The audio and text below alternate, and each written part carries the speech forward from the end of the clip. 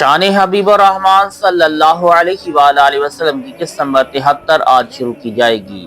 اللہ تعالیٰ کا فرمان علی شان ہے، لقد رضی اللہ عن المؤمنین اذ یبایعونک تحت الشجرۃ فعلم ما فی قلوبہم فانزل السکینۃ علیہم واصابہم فتحا قریبا۔ بے شک اللہ راضی ہوا ایمان والوں سے جب وہ اس درخت کے نیچے تمہاری بیعت کرتے تھے تو اللہ نے جانا جو ان کے دلوں میں ہے تو ان پر اطمینان اتارا اور انہیں جلد آنے فتح کا انعام دیا۔ یہ آیت مبارکہ بھی حضور سید عالم صلی اللہ علیہ وآلہ وسلم کی عزت و عظمت کے خطبے ارشاد فرما رہی ہے، اور جن خوش نصیب حضرات نے ان کے دست مبارک پر بیعت کی ان کے مراتب کا ذکر فرماتی ہے۔ بیعت رضوان میں جس کا واقعہ ہم 2 آیتوں سے پیشتر ذکر کر چکے ہیں، اس بیعت میں شرکت کرنے والے صحاب کو جو انعام الہی ملا اس میں ذمہ ہے۔ ان کو 3-4 نعمتیں ملی، رضا الہی سے اطمینان کا اتارنا، ان قریب فتح و نصرت کی خوشخبری اور بہت سی غنیمتیں، جبکہ بیعت کرنے والوں کو یہ انعامات ملے تو جن کے صدقے میں یہ سب کچھ ملا ان کی عزت اور عظمت تو قیاس و گمان سے بھی باہر ہے۔ اس جگہ چند باتیں قابل غور ہیں۔ بیعت الرضوان میں 1400 حضرات نے بیعت کی، اور چونکہ ان حضرات کو خبر دی گئی کہ اللہ تم سے راضی ہے اس لیے اس کو بیعت الرضوان کہتے ہیں۔ اس کا مطلب یہ نہیں کہ خدا پاک ان صحابہ کرام کے سوائے اوروں سے راضی نہیں ہے۔ رب تعالیٰ سب صحابہ سے راضی اور سب کے لیے جنت کا وعدہ فرما چکا ہے۔ فرماتا ہے کلا وعد اللہ الحسنی، سب سے اللہ نے جنت کا وعدہ فرما لیا۔ ایک جگہ ارشاد فرمایا رضی اللہ عنہم ورضوا عنہ ذالک لمن خشی ربہ، اللہ ان سے راضی اور وہ اس سے راضی، اور یہ انعام ہر اس شخص کے لیے ہے کہ جو رب سے ڈرے۔ اسی لیے صحابہ کرام، تمام اہل بیت، سارے علماء اور اولیاء اللہ کو رضی اللہ تعالی عنہ اور رحمت اللہ تعالی علیہ کہنا جائز ہے، بلکہ خصوصی رضا اسی جگہ مراد ہے۔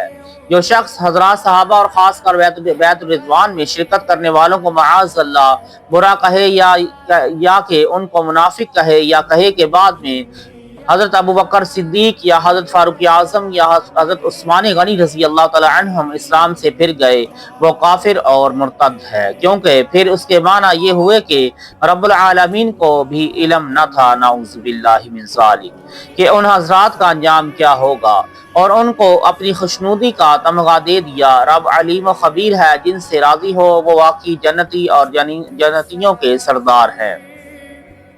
جس درخت کے نیچے یہ بیعت لی گئی وہ درخت ببول کا تھا، جس کو عربی میں کہتے ہیں سمرہ یا کہ بیری کا درخت تھا، مگر روح البیان میں روایات ببول کے درخت کی ملتی ہیں۔ قدرت الہی سے یہ درخت غائب ہو گیا، اور لوگ دوسرے درخت کو یہ درخت سمجھ کر اس کی زیارت کرتے تھے اور اس کے نیچے جا کر نمازیں ادا کرتے تھے برکت کے لیے۔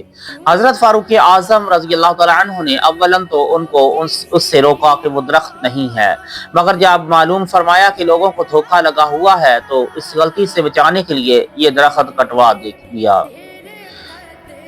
بعض لوگ اس واقعہ فاروقی کو سند بناتے ہیں کہ اولیاء اللہ کی قبور گرانے اور ان کی توہین کرنے کے لیے کہ فاروق نے وہ مبارک درخت کٹوایا، ہم یہ چیزیں گراتے ہیں۔ روح البیان میں اسی آیت کے ماتحت فرماتے ہیں کہ یہ لوگ نہایت ہی بے دین اور ان کا فعل یہ کفر ہے۔ یہی فرعون نے کہا تھا ذرونی اقتل موسیٰ ولیدع ربہ۔ اگر فاروق اعظم رضی اللہ تعالیٰ عنہ تبرکات کے مخالف تھے تو حضور علیہ السلام کے تبرکات، بال شریف، لباس شریف کیوں باقی چھوڑتے، جن کی صحابہ کرام زیارتیں کرتے تھے، اور حضور علیہ السلام کا روزہ خود فاروق نے کیوں تعمیر کرایا۔ تمام علماء ملت مدینہ پاک جاتے رہے مگر کسی نے بھی اس روضہ پاک کی عمارت کی مخالفت نہ کی، اور یا اللہ کے منظرات پر عمارات بنانے کی پوری بحث قرآن اور حدیث اور فقہا کی عبارتوں سے اس کا ثبوت، مخالفین کے دلائل اور ان کے جوابات ہماری کتاب جاء الحق و زهق الباطل میں دیکھ سکتے ہیں۔ روح البیان میں ایک حدیث نقل فرمائی کہ حضور علیہ السلام نے ان صحابہ کرام سے فرمایا کہ تم لوگ تمام روئے زمین والوں سے افضل ہو۔ پھر فرماتے ہیں کہ اس بیعت میں حضرت خضر علیہ السلام بھی شریک تھے۔ کیونکہ وہ اپنے وقت کے نبی ہیں اور صحابہ کرام نبی سے افضل نہیں ہو سکتے، اس لیے ماننا پڑے گا کہ وہ بھی اس بیعت میں شریک تھے، کیونکہ وہ زمین پر ہیں اور زندہ ہیں۔ اللہ تعالی ہم سب کی بخشش و مغفرت فرمائے اور نبی کریم صلی اللہ علیہ وآلہ وسلم کے بتائے ہوئے راستوں پر چلنے کی توفیق عطا فرمائے، آمین۔